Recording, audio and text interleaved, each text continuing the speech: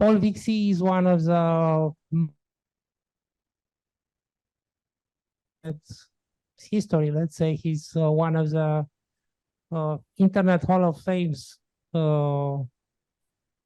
nominees. 2014, he developed the DNS. He developed secure DNS and many other things like maps. Like now he's a vice president for security at Amazon IFVS. And I'm very glad that we can have him here in this conference, because this is a conference exactly suited on what he develops. Okay, your turn. Yeah. I certainly glad to be with you. I wish I could be there in person. I've had extensive business travel for work, and so it was simply not possible for me to get to be where you are. So again, I thank you for this invitation. I wish I could be there in person. You are welcome. Perhaps next year. I want to talk today about some changes which are coming to the internet, and they are somewhat inevitable because the team who works on these things are volunteers. And it is the consensus among those volunteers as to how they move forward. And we were not there. And that means that the outcome that we're going to get will not necessarily be best for security and resiliency of the internet itself.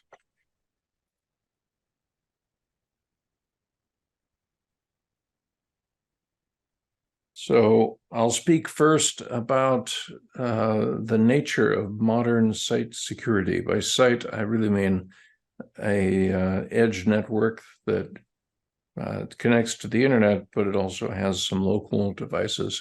So this might be a family's home or a corporate network belonging to some commercial entity or perhaps government agency. The internet is a network of networks. We all create those networks and then connect them to the internet. So every edge network contributes some part of the total internet. And every edge network in this terminology is a site. It is a place where things happen. And the security of those sites has dwindled. It's really quite rare now to encounter an edge network, privately operated, secure edge network that is actually secure. And to the extent that it will be secure, it is heuristic security. We try to look at the actions, the packets of each host connected to our network, and then from those patterns, we discern whether that host is acting according to policy. And that's a very weak mechanism. But, if you don't have the source code, if you did not build the device yourself, there's no other way to know what a device is doing except to look at its packets.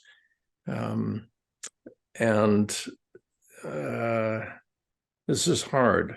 It's just hard because you don't know if that IoT device or even your smartphone or your laptop is making the network traffic that you see.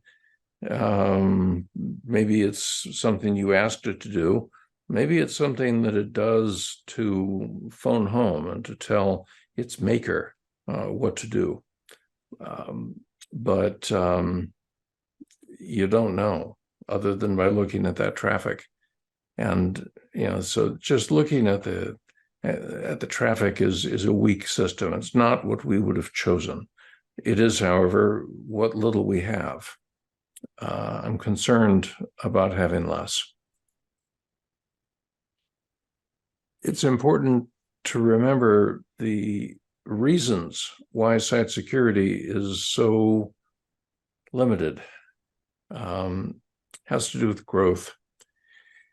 When the complexity of your system increases, but your understanding of that system does not increase with it, then you're at a growing disadvantage.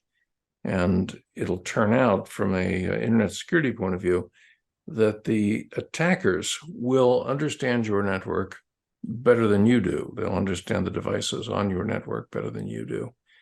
And by complexity, I'm not limiting it to hardware, although certainly hardware does get better every year. It's called Moore's Law, and we get more transistors per chip, more memory, maybe a faster cycle time.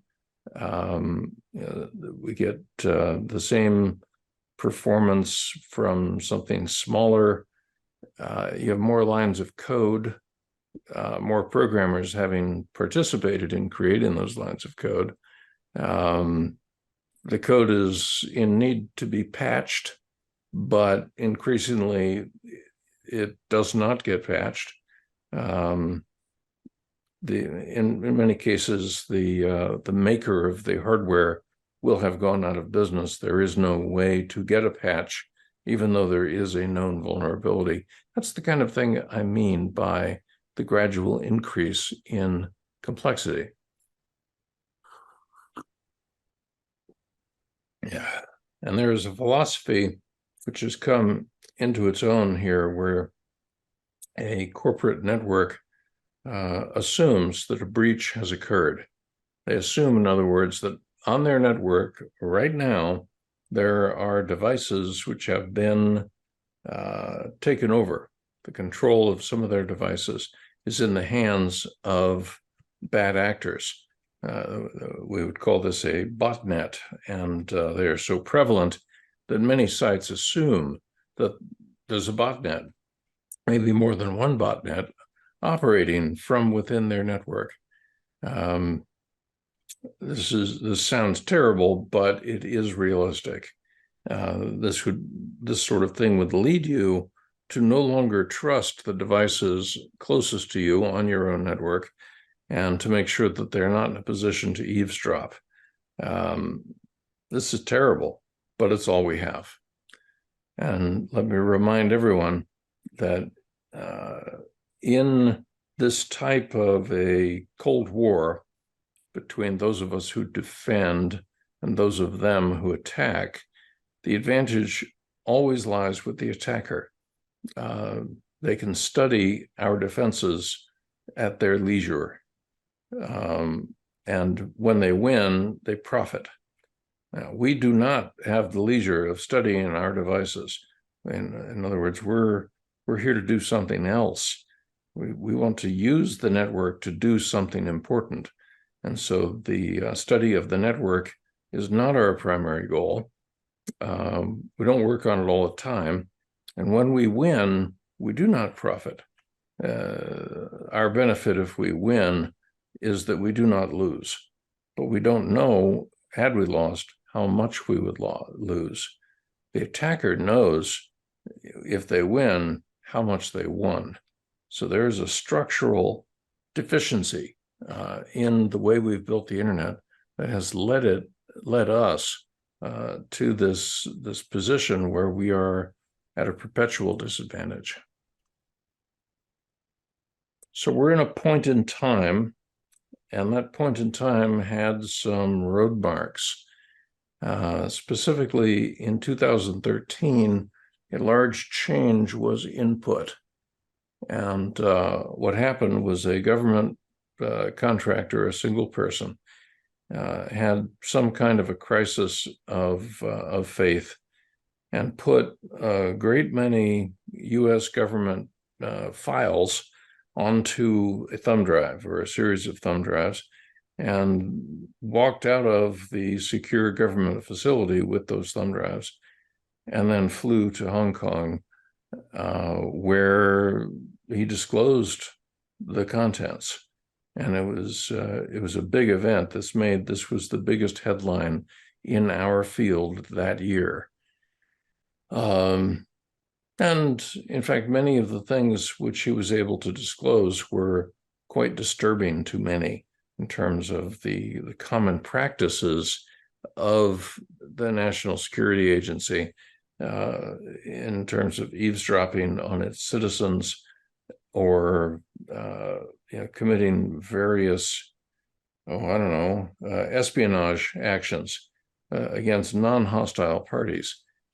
A lot of people in the world were shocked by this, because if you don't know how history has progressed, you don't know how we got here, you don't know how the world works. If you're suddenly told this is how the world works, it can seem like quite a shock. But, for me, at least, I assumed that something like this was going on, because that's what governments do. The people who are doing it are patriots trying to defend national security for, in this case, the United States of America, but also for all of the allies, all of the friendly nations, all of the trading relationships around the world were also part of that which was to be protected. And it's certainly it's hard to hear how this is done. It feels like dirty tricks, but this is how nations operate. In the history of the world, nations that don't operate this way don't last long. Anyway, those who were panicked went to the Internet Engineering Task Force and said, we can't live this way. This is a terrible thing, and we must use the internet to change it. And so one of the immediate outcomes was RFC 7258. The RFC series is like a Bible for internet engineers. It's telling you what to build and how to build it. And in this case, what they were told was encrypt everything. Assume breach. Do not transmit clear text signal, because it will be seen by nation-state actors and potentially also commercial actors who do not necessarily have your company's safety as their first concern. Title of the document was Pervasive Monitoring is an Attack. And, we must give credit to the truth. That is the truth. It is a uncomfortable truth that we live with. Some years later, they added to their Bible another RFC 8890, wherein they decided that the internet is for end users, because it seemed that it had become unclear why do we build this thing and who are the beneficiaries. Do we build it for the nation-state security apparatus?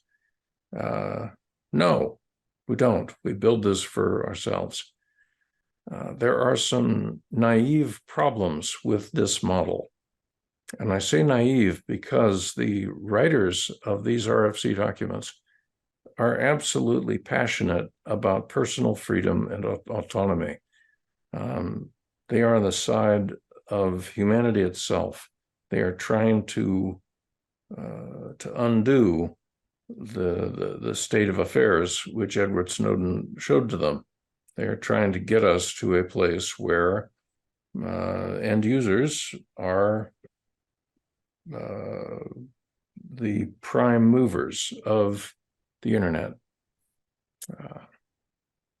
So an example of the naivete of these passionate defenders of freedom is that there was no carve-out, no exception made for site security. And in the case of site security, you must be able to do pervasive monitoring. You must know what the devices on your secure private edge network are doing. You have to be able to look at the traffic. And that's not a good security model. It's just all we have left, because we don't have the source code to all those devices, as we might have in the pre-commercial era of the internet. And they made no distinction about what kind of end users they meant. And, so it's not clear if they mean that the internet is also for intruders or malicious insiders or botnet operators or the poisoners of supply chains. There are a lot of end users who might wish to use my network, and therefore it's to their benefit that we say that the internet is for them. But it isn't. I build my own corporate network. I build my own home network. It is not for the end users. It is for me, the builder. And part of my job is to protect the end users against poisoned supply chains. And so if you build a network that I, as an edge network operator, or any of you as edge network operators, have no visibility into, you may have made the situation worse for the population you're trying to protect. They also made no distinction for surveillance capitalism. In other words, some parts of your supply chain, your smartphone, your laptop, whatever, might be in the service of its maker more so than in the service of you. And so you might need to be able to see the traffic so that you can audit the security assurances that were made to you by your smartphone, or the maker of your smartphone, or the maker of your laptop, the maker of your set-top box if you watch TV. So this was done, and it was done in ignorance of other facts, and that's going to have some impact.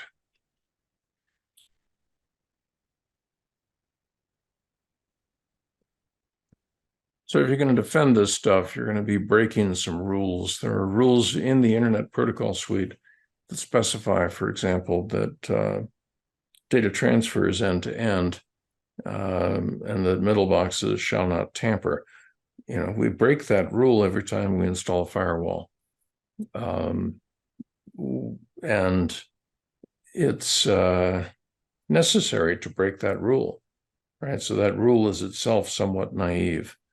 If the internet is still a network of networks rather than a network of end users, including intruders, then we're going to break whatever rules it takes to fulfill our security mandate toward our family, toward our customers, toward our employees.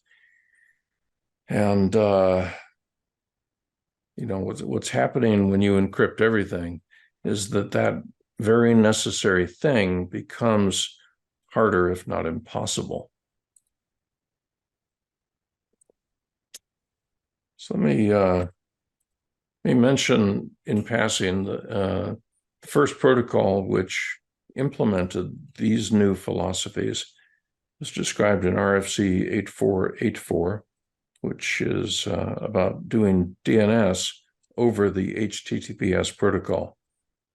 HTTPS is the web protocol. It is the thing that our web browsers use to fetch almost all of the content that we see. It is a ubiquitous, universal protocol. It's used for almost everything. And it was chosen as the bearer for DNS because of its ubiquity. And that's because DNS is a very frequent target for surveillance. If you can see DNS, then that will help you to characterize the rest of the encrypted traffic that follows DNS.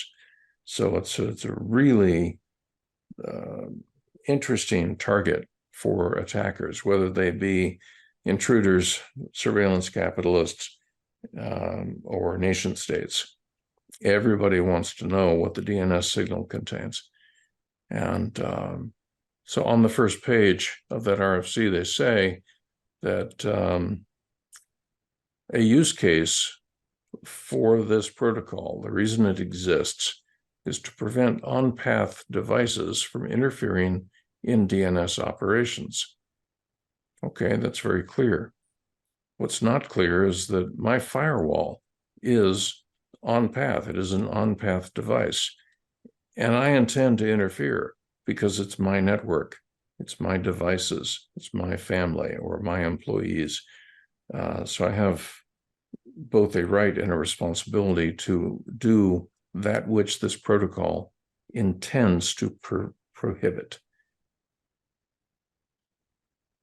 Later, RFC 9000 and a series about maybe half dozen RFC documents, they've advanced beyond DNS over HTTPS, and they pretty much want to replace the TCP/IP protocol, which is what we use for everything, including HTTPS, email over SMTP, secure shell over SSH. It all uses TCP.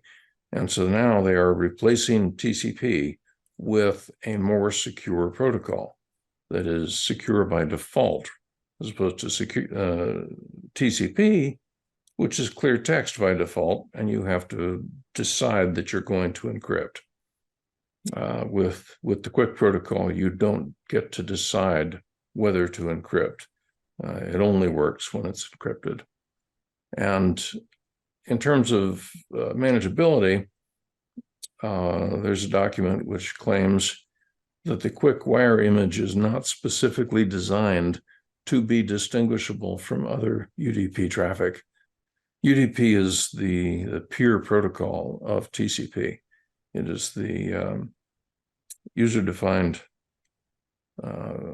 payload or user-defined protocol, and it is much more lightweight than TCP. It's not reliable. You have to, explicitly acknowledge UDP, usually by answering a question. DNS traditionally works over UDP. NFS, NTP, all of these things work over UDP. If you've ever tried to boot up a router using the TFTP protocol, that was UDP. And so what they're saying here is that QUIC is kind of mixed in with your other UDP traffic. And it's actually not true, what's written here. I mean, it's true as far as it goes, but it's misleading, because the QUIC wire image was specifically designed to be indistinguishable from other UDP traffic. And I argued that the document ought to say that, but I did not achieve consensus. In any case, this traffic will appear on your networks, has already appeared on your networks, because early versions of it are already present in the Chrome browser. And they're already spoken by various web servers, including those at Google. So this is already happening, but it is not yet a universal recommendation that all devices speak this protocol. That recommendation is forthcoming. You should think about what this means. Now, this would not be as big a problem without a corresponding change being made to the TLS protocol. TLS is the transport layer security. It is the security that we use on the web. This is ubiquitous. It is universal. And the version that we use now is version 1.2 of the TLS protocol. But TLS 1.3 has been standardized and will shortly be recommended. In TLS 1.3, there is a change to part of the signaling. In particular, the server name indicator, which in TLS 1.2 is in the clear, can be seen by an on-path actor, firewall, for example. In TLS 1.3, this information will not be in clear text, and it will be possible for TLS protocols to work perfectly well, but to not expose to your firewall what is the intended target, what is the web server name that we're trying to reach here. And so those of us with so-called next generation firewalls can no longer have a policy of permitting the visitation of some websites by our family or our customers and forbidding others. That policy becomes unenforceable once the traffic becomes undetectable. This was a goal. This is not an accident. Our firewalls are seen as equivalent to the real problem, and thus no provisions have been made or can be made to let those firewalls have the visibility that they wish to deny to nation-state actors and ISPs. We are like a baby being thrown out with the bathwater.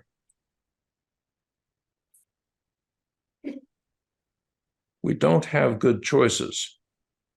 And if you're in a position where through no deliberate action of your own, you have no good choices, you feel that you must do something, but there is nothing that you can do which appeals to you, that usually means that you are in a fight, that somebody has chosen to have a fight with you. And one of the powers that they have, this happens in all combat, all conflict, is that your operating conditions will be changed by your attacker. And the alternatives that you have, the defenses, in other words, that you might employ, have also been managed for you by your attacker. So as our traffic goes dark and we can no longer see what our own networks are doing, then we're going to have to do something about this. Some sites, many, maybe most of the edge network will do nothing because they can't invest as necessary to try to keep control of their operating conditions. And so for those, they just have to learn what are the new rules, and especially what are the new incapacities. There may have been a time that a corporate network operator could be told by some outsider, hey, you're DDoSing me, you're spamming me, you're sending me traffic that I don't want, please stop. And it used to be that you could look at your edge network device and figure out, well, where is that traffic coming from? And you'll find that perhaps some electronic toaster in your kitchen has been taken over by bad people, and it's part of a botnet, and all you have to do is unplug the toaster and you can stop the attack. Well, now you can't.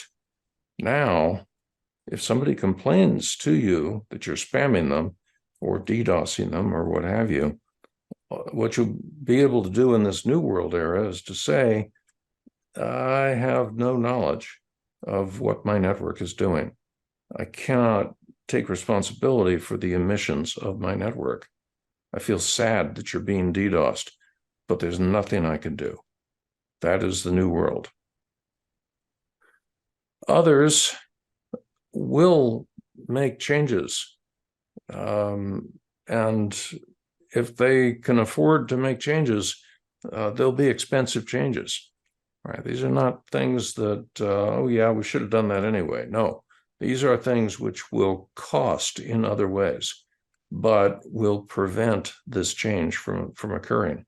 So if this change is an existential risk to your family, to your company, to your government agency, to the, in other words, the operators and users of a secure private edge network, you might make a change that is going to be hard.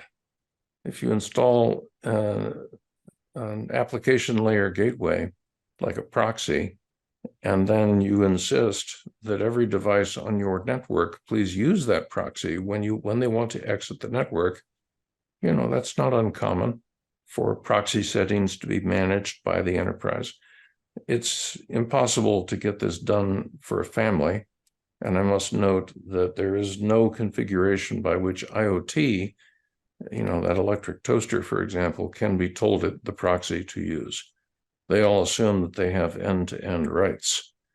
And so if you move to this model where you have a proxy that must be used, you will be limiting the kinds of devices that can use your network. That is going to be an expense.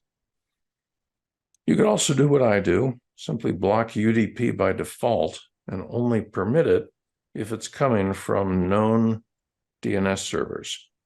So DNS needs UDP, but only your local DNS server needs to speak UDP through the firewall. So if you know where your DNS traffic will come from, you could simply deny all UDP, except that which you know to be DNS. This is not as expensive, although it means, as an example, that the Chromecast device from Google will no longer work because Google does not believe that it can trust your local name server. It always uses 8.8.8.8. And if you block UDP, you're gonna have to change from your Chromecast to some other set-top box device. Apple is a good choice. The Amazon Fire Stick is what I use. But you must be prepared to sort of evaluate the cost of this on a device-by-device basis. What's worst is we're going to see innovation by those who wish to bypass these new operating conditions, new inventions, new protocols, new heuristics, new private relays, new ways to restore the old visibility. This will be a war of one-upmanship. It will be an incremental increase in complexity for the purpose of determining who gets to make the rules about traffic.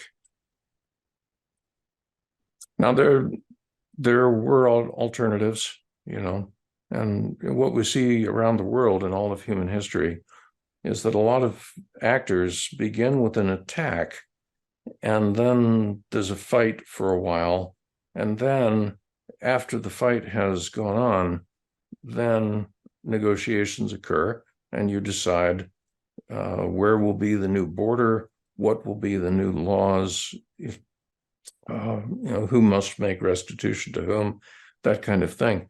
But the reason that you start with a fight instead of just asking for negotiations is because you want the negotiation process to be in your favor. You want to first improve the operating conditions, improve the status quo, so that when you negotiate, you're negotiating from that new position. And that's what's happened here. Eventually, we're going to have to negotiate with our nation-state actors and with our firewall operators, and perhaps with our ISPs. It's difficult to know the shape of the conference table where negotiations will take place, but negotiation will eventually take place. I believe it will take the form of a protocol by which devices can learn the policy. And if they're incapable of following that policy for whatever technical reason or monetary reason, then they can simply fail, or they can take a risk and try to use the network against the local policy. So I think we're going to see a policy protocol that will make it possible for an edge network operator to negotiate with their supply chain and negotiate, I guess, with botnet operators and intruders and everyone else.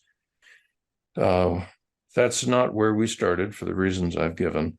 It's going to take some years before the battle has been fought long enough and enough costs have been paid by all sides before we will begin to work on this protocol.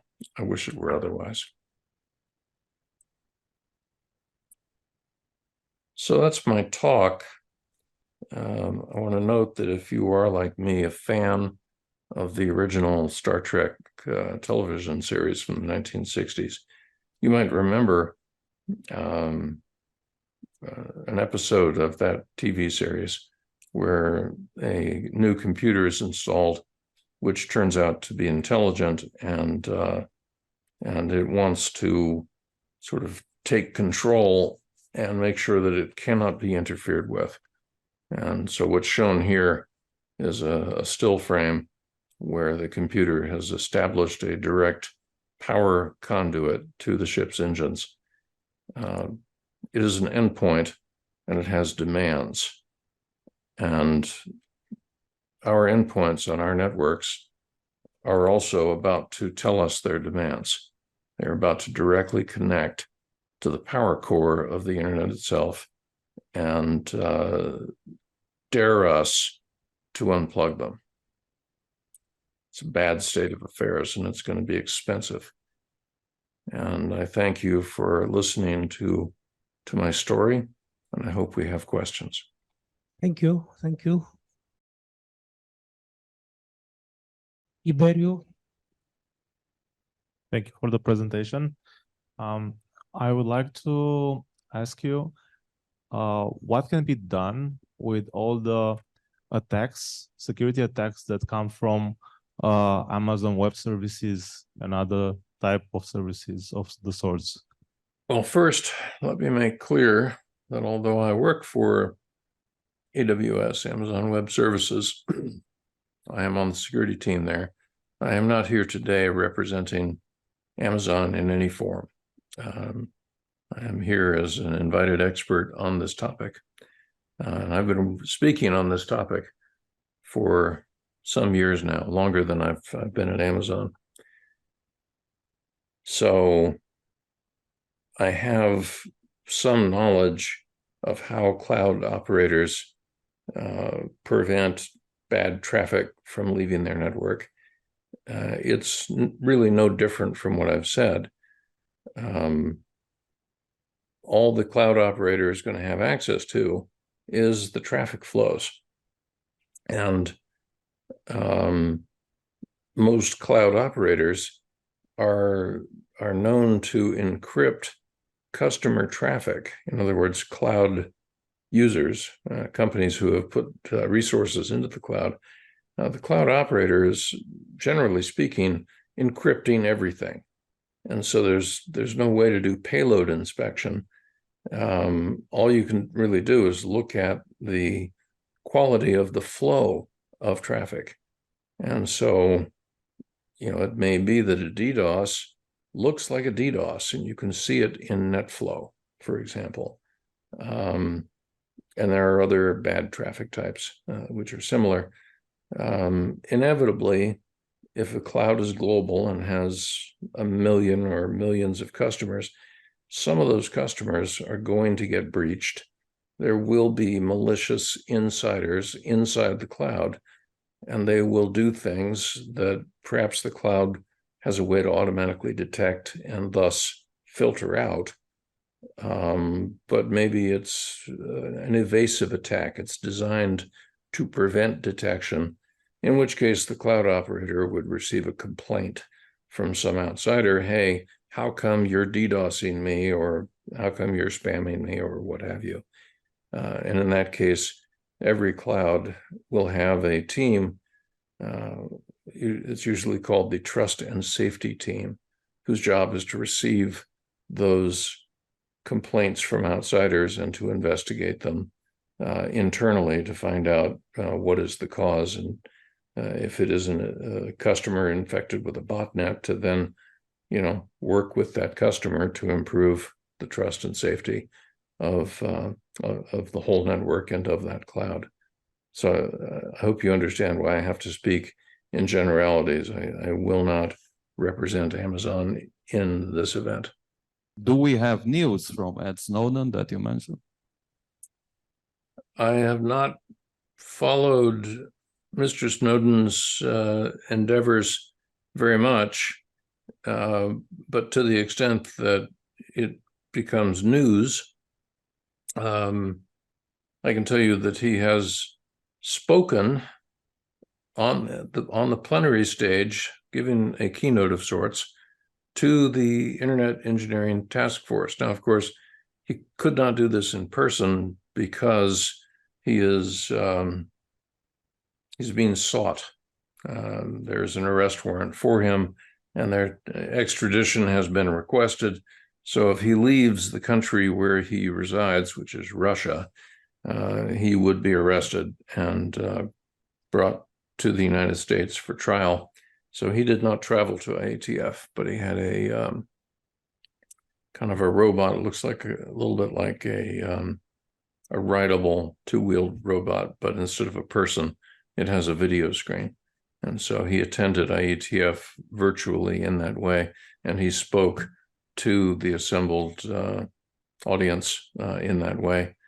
But that's the only thing I have seen or heard in recent years. So as far as I know, he lives in Moscow.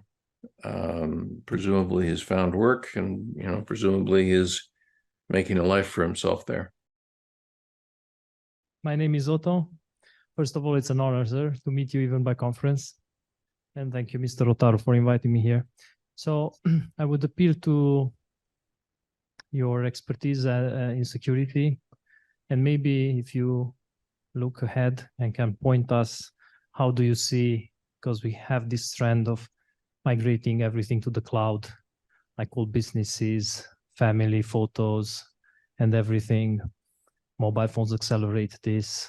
Do you see this trend returning? Do you see from a security standpoint, or will there be a reverse of this, maybe going to the edge again? How do you see the future here? It's necessary that my perspective be informed by my experiences. And about 1.5 years ago, I was invited to join the security team of a global cloud operator. And some of the way I will answer your question has been informed by that experience. The idea of a so-called home lab, where somebody gets together a bunch of Raspberry Pis or other cheap systems that are programmable, and they install Linux on them, and then they'll create their own postfix server, their own Nginx server, and they'll play with this stuff so that they can familiarize themselves with how it works, or maybe even begin to explore new features by deploying them locally to find out if they work. That's how the internet was originally made, and there are still a lot of people who work that way. So I myself have always operated my own name servers and my own mail servers and so forth. And so I have a tiny little island of capacity, and that's what my family depends on for my family's operations. I did the same at my last startup company, Farsight Security. We did use one of the public clouds, but we only used it for encrypted backups because everything else we wanted everything else to be native. The problem with this model is that it calls for a type of expertise that is no longer universal. In fact, it's not even common. And that expertise is the ability to rack up a bunch of one-use servers and install operating systems and services on them, connect the whole thing to the internet, and offer your services to the extent that maybe you're in the business of providing services over the internet. That won't work. It won't scale. What you need to be doing is to have that capability across different regions. It cannot be that, for example, your service is very fast for those in Romania, but very slow for those in Hong Kong, as an example, as a random example. You're going to need some way to act globally. And the expertise required to replicate your services across the world and to make them available to user populations that are far from you is dwindling. The number of people who know how to do it is not changing. We're not creating new ones. We have an existing population which is barely replacing itself with death and birth. And yet the need to behave this way is growing. So the cloud was inevitable in that sense. And for a company, let's say, who is in business to do something, they may not be in the business of running their own web server. They simply have to have a web server so that they can do their real business. And I don't know what the real business might be. But for them, it would be very expensive to maintain a global infrastructure that they owned and then operate it and monitor it for capacity, for attacks, for the need to patch, the need to upgrade, the need to add capacity. These are things which would be costs for most companies, and there would be no corresponding benefit from that cost. In other words, becoming really good at that is not going to make you more profitable at the thing you're actually in business to do. And so it is inevitable that companies who understand their total cost of operations will eventually drift into or deliberately migrate into one or more public cloud.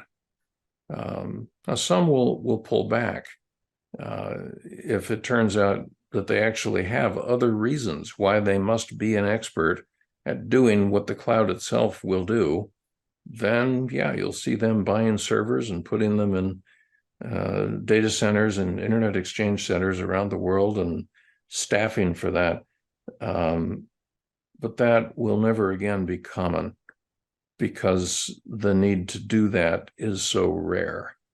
And so this becomes a build versus buy decision. And for most companies, it is much cheaper to buy it than to build it and to then own all of the problems. Now, since we're speaking mostly about security, I want to point out that every online service has a dependency on a stack. You know, the service has to be somewhere, so there's dirt. And then there has to be inside of a building, so there's steel and concrete. That building has to have power and connectivity, and so there's electric cabling and fiber optic cabling. That power and that networking has to be diverse. So there's probably more than one source, and it has to be resilient. So there's probably a backup generator, maybe also an uninterrupted power supply. There's a router that connects the network to more than one upstream provider. There has to be servers, and those also must be resilient. So there has to be more than one server. So there's probably also got to be a load balancer. The server has to have an operating system, and then the services running there are software packages themselves. All of that has to be monitored to find out if there's a critical zero-day vulnerability, and we have to patch it right now, even though it's time to go home. So, you know, and on top of that is the application, which might also have maintenance requirements. And then the customer data has to be stored somewhere, and that needs to be resilient. So you've got RAID. You've probably got multiple RAIDs with some kind of replication protocol. All of that must be done. And my question for anyone who is wondering about the total cost of operations of building versus buying is, are you going to be fully responsible for every level of that tree or of that stack, everything from the customer's data all the way down to the dirt? Are you going to be an expert? Are you committing in perpetuity to understanding all of that and to monitoring it carefully and to replacing it when depreciation occurs and it wears out, expanding it when capacity is needed, patching it whenever it needs to be patched, accepting complaints from outsiders in case you get breached and somebody's DDoSing you or copying your data to the dark web? Are you going to commit to full understanding of every single part of the stack between your customers and the dirt under the data center? I think no. I think you're going to have to count on others to do some part of that. Most of us count on the data center and the power and the cooling and so forth to be provided by someone else. And we count on the network to be provided by somebody else. And we don't necessarily create our load balancer using open source software. We're probably using an appliance for that, as we do for our routers and switches. From there, you have to make a similar total cost of ownership decision where the total cost of ownership includes securing everything. And if you're not going to commit to securing everything from the host and the operating system and the services and the microservices and so forth, then you have to find someone who can commit to that. And you have to bring them on board as a partner in your venture. That is why the cloud grows. Sorry for such a long answer. It was perfect. Thank you. So if there will be in time more questions, how we can reach you? I will collect them and send to you, or how we do? Because the time here in the room is limited and we cannot afford staying. Yeah. What do you think? They will send them to me and then I'll send to you and so such connect with them? I think that's fine. I would look forward to continuing this discussion with anyone in that room. I wish I were in that room so that we could talk Definitely. in the hallways. Yeah. So let me just tell everybody, I'm on social media as Paul Vixie, one long 9-letter word, my first name, my last name. And if you wish to converse with me, one way to do so would be to connect with me on LinkedIn. If you do so, please mention this conference so I'll remember how we met. If you want to reach out directly, I am paulvixie@gmail.com. Okay, that's good way to talk with you. Excellent. So again, thank you. I'm happy that we could do in this way. It worked. It worked better than 2 years ago when we met at that conference here in Bucharest. I mean, it will be more efficient for all the people in this room. So thank you again, and we were very happy to have you here in this conference. Bye. I was honored by the invitation. I hope to be there in person maybe next year. Thank you all. Okay, bye.